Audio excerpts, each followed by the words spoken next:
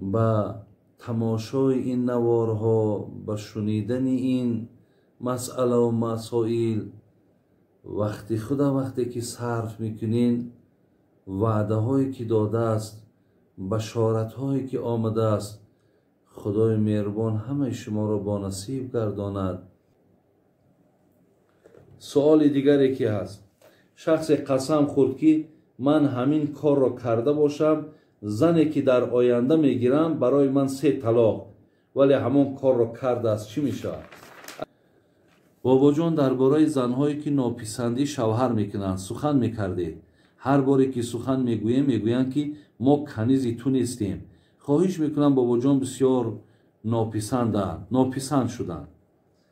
برادرها سوال کردند که درباره زنهایی که شوهرها را ناپسندی میکنند، یا اینکه اگر پای کارش بگیرن میگن من کنیزی تویم.